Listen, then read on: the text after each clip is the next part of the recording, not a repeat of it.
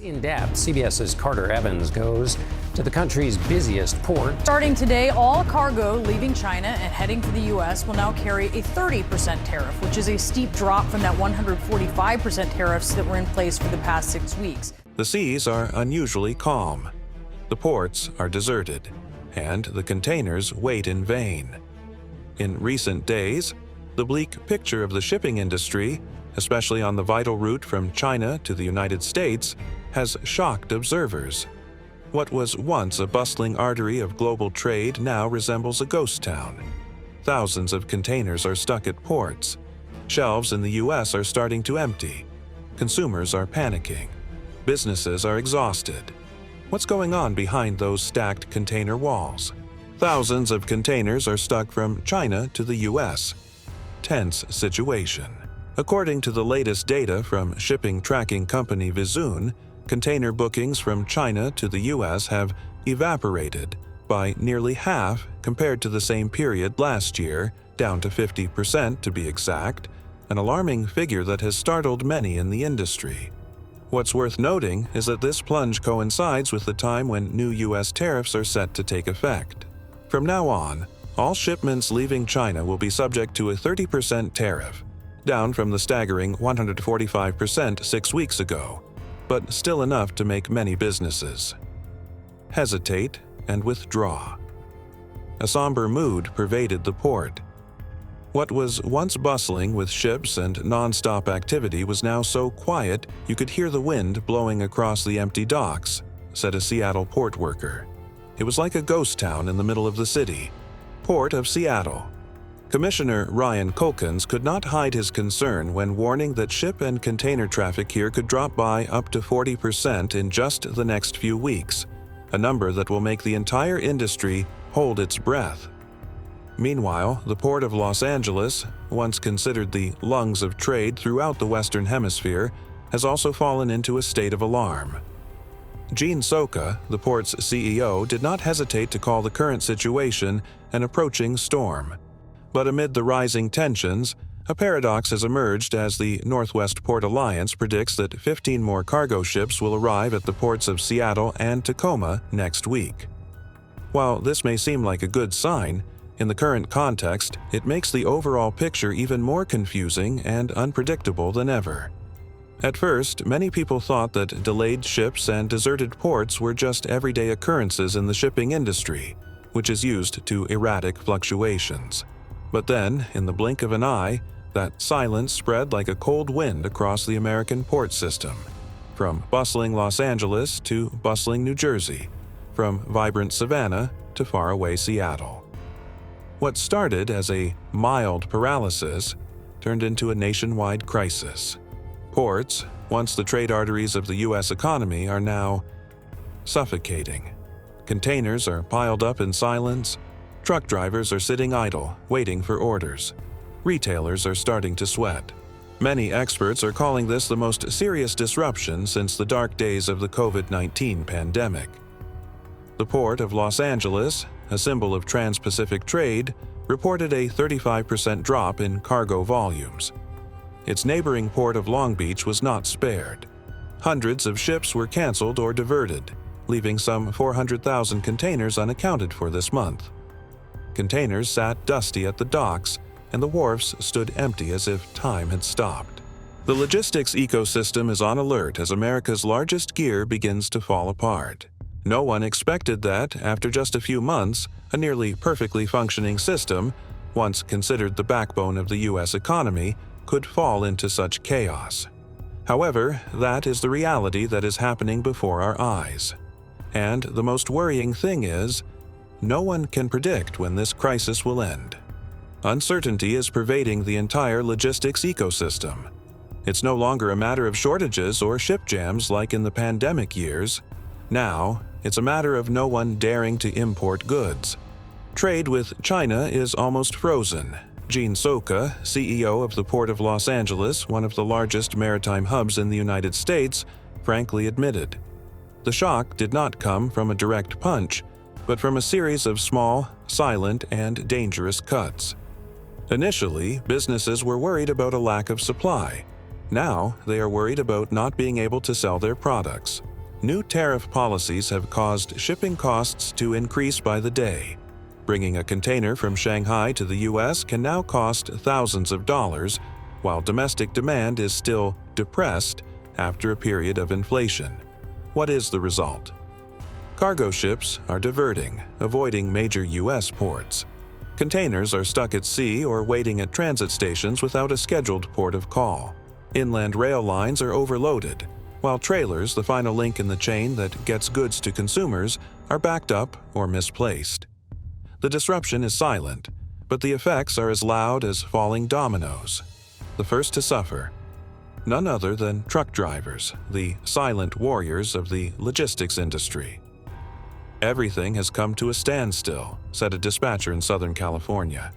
"I'm getting about 10 containers a week, which is a fifth of what I used to get. Freight rates have plummeted, falling below break-even. Many drivers are still taking orders not because they're making money, but just to keep their trucks from stalling." "I call it the container famine," the dispatcher said, a concept that may sound foreign but is paralyzing the entire industry. Nav Gill, a fleet owner in Northern California, couldn't hide his frustration. In 2 months, his business had seen a 60% drop in cargo. He was counting every penny on maintenance costs, driver salaries, and interest on truck purchases, while orders were falling like winter leaves. For many like him, surviving the freeze was a gamble. But the crisis is not limited to containers, trucks, or ports. The entire domestic logistics network, from Dallas to Chicago to Kansas City, is now as dysfunctional as an overloaded power grid. Some logistics centers are empty, with workers sitting idle, waiting for shipments. Others are so overloaded with cargo that there is no room to store it. Containers are stacked outside, exposed to the sun for weeks with no one to claim them. In Kansas City, more than 2,000 shipping containers, including medical supplies, food, and urgently needed electronics, were left as scrap metal. At the same time, many other distribution centers were left without cargo. A network that had once run like a Swiss clockwork was now as unstable as a radio without a signal. "The scariest thing is that no one is sure when the system will recover," said one supply chain analyst. "When confidence is lost, investment decisions, sourcing, and order signing are delayed. Logistics networks, which depend on constant minute-by-minute flow, will have a hard time recovering without drastic intervention from governments and businesses." The logistics picture in the U.S. today reflects not only a disruption in transportation, but also a clear sign of an economy at a crossroads. And if not quickly unblocked, this bottleneck will not stop at containers, but will spread to the entire U.S. commercial body. Not stopping there, the thousands of containers stuck at ports and logistics centers have made retailers unable to hide their despair. Retailers cry for help amid crisis. Empty shelves. A seismic shift is brewing in the American retail world. Giants from Walmart to Target to Home Depot are starting to shake. Summer and the holiday season are traditionally the most important times for retail, said a longtime supply chain analyst. But now, supply chains are severely disrupted. The sharp decline in imports means shelves can't be replenished quickly enough, creating a worrying gap. On April 21st, President Donald Trump held an important meeting at the White House with the CEOs of 3 leading U.S. retailers: Doug McMillon, CEO of Walmart, Brian Cornell, CEO of Target, and Ted Decker, CEO of Home Depot. The discussion focused on the potential impact of the tariff plan on the business models of these companies, especially when they rely heavily on importing goods from other countries. The CEOs warned that if this situation continues, the shelves in stores may soon be empty, directly affecting American consumers. Doug McMillon, CEO of Walmart, pointed out frankly that the trade war is gradually causing disruptions in the supply chain, and the situation will get worse as the summer and holiday season approaches. "We tried to stock up on things, but now we're running low," said a retailer at a suburban chain. "Customers are coming in asking for things but are leaving empty-handed. You can feel the anxiety in the air." Despite proactive stockpiling of goods early, the current inventory is only enough to last until late spring. Summer is approaching, and with it comes the fear of a shopping season of shortages, high prices, and extreme consumer panic. Thousands of containers are stuck at major U.S. seaports, creating a serious bottleneck in the global supply chain. When containers cannot be transported and circulated in time, not only businesses but the entire retail system is affected. This causes a domino effect from seaports, warehouses, to retail stores, said a logistics expert. According to a recent report from the National Retail Federation, NRF, nationwide import volumes are expected to drop by at least 20%, a number that's enough to make the entire industry shudder. Severe shortages are hitting the most vulnerable categories: apparel, toys, and home goods. From supermarkets to convenience stores, empty shelves and soaring prices are no longer the exception. They're the norm. Consumers are spending more, buying less, and often leaving empty-handed. But the real crisis is not just a lack of inventory. What is terrifying retailers is the spiraling cost storm. "We just canceled all our orders from China," said a furniture distributor in Savannah, Georgia, who supplies dozens of showrooms across the South. "The tariffs doubled our prices. We can't survive this. We're done." Rising import duties, ballooning storage fees, and mounting late delivery penalties are turning each container into a financial bomb. For small businesses, that bomb has already exploded. In California, Texas, and Florida, retail bankruptcy filings are rising exponentially. The misery is no longer in the numbers on the report card. It is in the empty stores, the empty warehouses, the darkened stores, and the families who have lost their livelihoods. An industry that was once a pillar of consumer spending and helped lift the economy from the pandemic is now grappling with its most difficult survival puzzle in decades. The biggest question now is not, when will things get better? It is, who will survive this storm? Under the dim lights of a suburban retail store, a young manager pursed her lips and looked at the empty shelves before her. "The last time I saw a shipment on time was probably 3 months ago," she said, unable to hide her exhaustion. Behind the metal doors, a warehouse worker counted the containers that were about to arrive, then sighed when she realized none were on the way. Containers are congested, goods are absent, and jobs are gradually disappearing. Not only businesses, but also unions, which are considered the voice of workers, are starting to sound the alarm more clearly than ever. The International Longshoremen's Union, ELWU, said that many port workers are facing the risk of losing their jobs if cargo volumes do not recover soon. "Less goods means fewer jobs," a local union president said bitterly. "We've seen hours cut, which means rents are delayed, food budgets are squeezed, and families are getting worse." While containers remain idle at ports, the road transport industry, the lifeblood of the national logistics system, is also sounding the alarm. The Punjabi Trucking Association of North America, which represents thousands of independent drivers operating at the port, issued a blunt statement this week. "Our members are on the brink of bankruptcy. If the situation does not improve in the coming days, we expect a wave of bankruptcies within 60 days. Amid the constant warnings from all sides, what is most worrying is the lack of a coordinated response. No one wants to take responsibility, and so no one acts." President Trump continues to blame China, accusing the trading partner of disrupting supply chains. China has responded by blaming the U.S.'s destabilizing tariff policies. Meanwhile, in Washington, the two major political parties have also failed to find common ground. Democrats have argued that tariffs are counterproductive, while Republicans have criticized excessive regulation and government interference. As a result, while the parties bicker and pass the buck, ports remain clogged, goods remain idle, and an entire economic ecosystem begins to falter. It's not just port cities that are feeling the impact. Inland, from Chicago to Atlanta, distribution centers and warehouses are starting to empty. This doesn't reflect a growing economy, it simply means the goods aren't coming. With nothing to store, warehouses go quiet. With nothing to ship, trucks cut back on their schedules.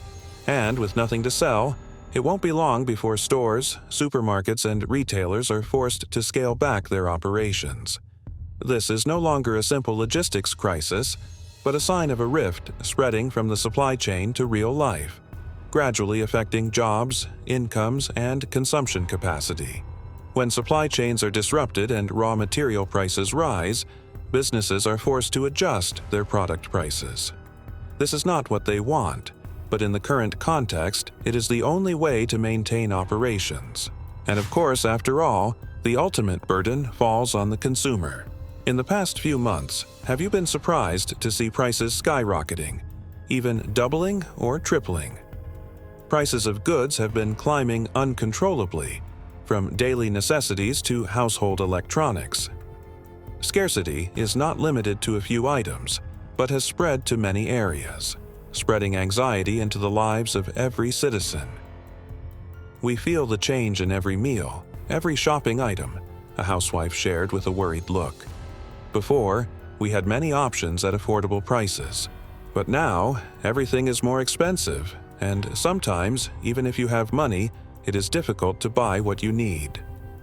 The shipping containers that lie dormant are more than just lifeless hunks of metal. Behind each box are the jobs of countless people, the hopes of countless businesses, and the lives of millions of consumers. When those boxes stop moving, the entire giant economic machine begins to slow down.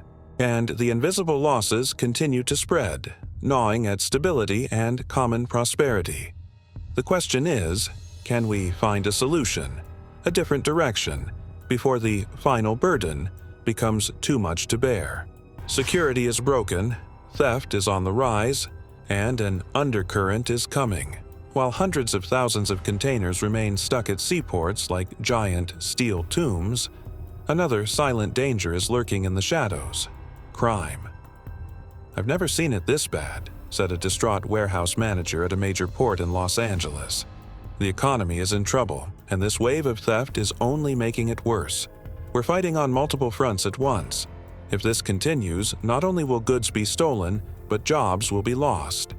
Organized gangs are taking advantage of the opportunity, targeting the chaotic shipping yards where millions of dollars of electronics, high-end cosmetics, and technology components sit unguarded. In Los Angeles and New Jersey, container thefts have spiked 40% in just a few weeks, and the rate shows no signs of slowing. Some businesses have been forced to hire private security guards to guard their containers, while others have simply lost their jobs. In a shaky economy, not everyone has the budget to wage a new war, this time on crime. What is President Trump doing to save the situation? As retailers struggle to cope with disrupted supply chains and rising prices, the public is asking a pressing question. What is President Trump doing to save the day? The answer, to many people's surprise, was to keep the tariffs in place. The president still touts his tough tariffs as a victory for America. But behind the Oval Office doors, senior advisors are warning that the supply chain is seriously fraying. Since his first year in office, Trump has pursued an America First policy that focuses on imposing high tariffs on imported goods, especially from China, the world's largest supply market.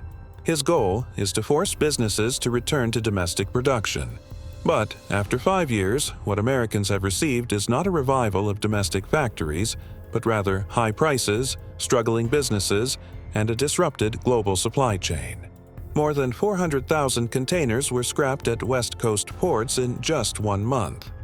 Each scrapped container means unloaded cargo, missed trips for drivers, empty warehouses, and millions of dollars drained from the economy. In April 2025, nearly 1,000 world economists signed a statement opposing U.S. tariff policies, including dozens of the world's leading economists who signed an anti-tariff statement, criticizing the tariff policies of the U.S. President Donald Trump administration as misguided and warning of the risk of self-inflicted economic recession. The news said the letter was called Trade and Tariff Statement, a statement on American prosperity principles, signed by famous economists including Nobel Prize winners James Heckman and Vernon Smith. In the letter, The authors criticized Mr. Trump's reciprocal tariffs that are affecting more than 180 countries and territories around the world. They also urged an end to Mr. Trump's disjointed trade policies, stressing, "However, we remain hopeful that sound economic principles, empirical evidence, and the warnings of history will prevail over the current protectionist myths." Many small and medium-sized businesses, unable to absorb the costs of import tariffs and soaring storage fees, have been pushed to the brink of bankruptcy. A hunger for goods has spread from big cities to the suburbs, plunging the U.S. retail industry into its deepest crisis since the pandemic. However, the new trade deal proposed by President Trump is considered the only glimmer of hope amid escalating tensions. With a commitment to a 90-day ceasefire, can this agreement save thousands of containers of goods stuck in the supply chain, helping the market avoid serious losses? Will the 90-day truce save thousands of containers or create greater pressure? And when it seemed like things had reached a breaking point, a trade truce between the U.S. and China was announced. A 90-day pause on tariff increases was, in theory, a positive sign, a golden opportunity to untie the supply chain bottleneck. The U.S.-China tariff truce was nothing more than a temporary pain reliever for a feverish economy. However, the reality is much more complicated. The news of the agreement sent importers rushing to send goods, creating a stressful race against time, said a port worker. Ports that were quiet just a week ago suddenly became crowded, with boats waiting for miles. Many businesses took advantage of this golden window to boost imports and stockpile goods before the threat of tariffs returned. Within weeks, thousands of containers began leaving ports in Shenzhen, Shanghai, Ningbo, and more, bound for the west coast of the United States. They carried electronic components, consumer goods, and furniture, products that had been heavily impacted by previous tariffs. This is like a reverse shock to the already overloaded and fragile transportation system, said a logistics management expert. Labor shortages, inadequate equipment, truck drivers quitting the job, all create unprecedented challenges. If hundreds of ships dock at the same time, the risk of serious congestion will not stop at the dock, but can turn into a transportation disaster spreading throughout the supply chain, leading to severe economic and social consequences that are difficult to predict. And this is no longer a hypothetical scenario. It is already happening. Freight forwarders are rushing to book space, while Chinese exporters are loading ships with cargo. According to some reports, nearly 1,000 ships are waiting to enter North America in the next 6 weeks. This is the strongest import growth since the pandemic, but if ports do not adapt, the transportation system could collapse completely. What's even scarier is if, after 90 days, the worst-case scenario happens. China and the U.S. fail to reach a long-term agreement. If the U.S. reimposes sky-high tariffs, the market will face a double shock. While thousands of containers continue to leave Asian ports, carrying hopes of a safe offloading, those who know the market best are cautious. It's a race against time, said an international logistics expert. Whoever can get the goods in these 90 days can survive. But if the tariffs come back later, the system won't be able to adapt, and the shock won't just be in the bottom line. If 90 days pass without a lasting trade deal, the door will be closed, not just for containers, but for the entire economy.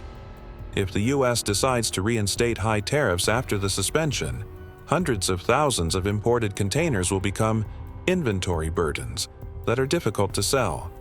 Businesses that imported goods with the expectation of selling quickly now have to face the reality.